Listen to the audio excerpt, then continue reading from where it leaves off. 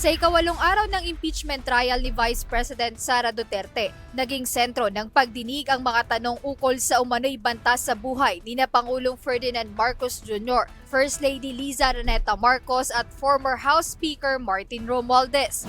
Sa pagtatanong ni Senator Judge Sherwin Gatchalian, tinukoy ni National Bureau of Investigation o NBI Director Attorney Melvin Matibag na may mga persons of interest na kasalukuyang sinusubaybayan ng ahensya kaugnay ng nasabing plano.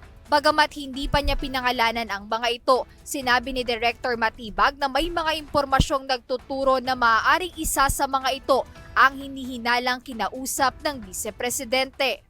Sa ngayon po, Nagtuturo lang sila. Doon po sa iba persons of interest, meron po kaming kinukonsidera doon na maaaring siya po ang kausap mismo ng Vice Presidente. Anong ebidensya ang magpapatunay na kasama siya sa pagpaplano o kaya niyang ituro yung pagpaplano?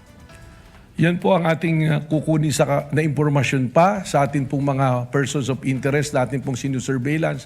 Diretsahang tinanong naman ni Senator Judge Bam Aquino ang NBI Director kung gaano kalaki ang posibilidad na may kinausap na nga si VP Duterte upang maisakatuparan ang umano'y planong pagpatay. Base po mismo sa pahayag ng Vice Presidente, nakasisiguro po na mayroong kinausap. Anong percentage po? 70%?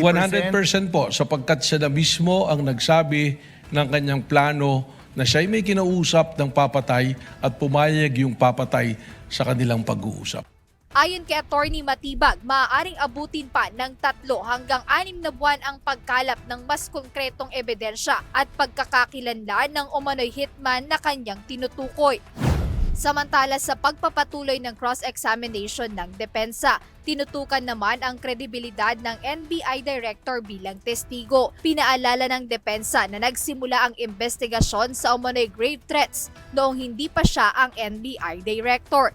Inamin naman ni Director Matibag na wala siyang personal na kaalaman sa mga naunang investigasyon.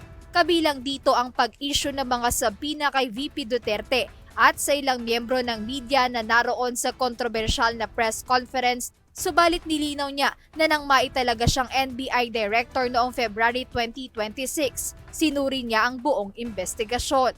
At any rate, kung wala kang personal knowledge, chismis lang yon, tama? Hindi ko naman po naririnig sa korte, ako'y nag-practice din, kahit diatrinasis sa Tagalog, kahit minsan ko po, hindi ko po narinig ng hearsay ginamit ang salitang chismis. Alright. Isa rin sa mga inungkat ng depensa ang viral video sa social media kung saan makikita si Attorney Matibag na nakikipagtalo kay Mel Sabio. Inamin ng NBI Director na nagpakita siya ng galit sa nasabing insidente. Did that incident demonstrate an emotional outburst on your part? Kasama na po yun, combination na ng galit at disappointment. At ako naman po inamin ko na yan ay isang pagkakamali na akin pong tinanggap na rin at pinagsisihan. Alright, could you recall what you said in that video? Masama po yung aking mga sinabi. Meron pong hindi talaga kaaya-aya. Inaasahang ipagpapatuloy ng depensa ang cross-examination kay Director Matibag habang patuloy namang sinusuri ng Senate Impeachment Court ang mga ebidensyang inihaharap ng magkabilang panig sa impeachment trial ng pangalawang Pangulo.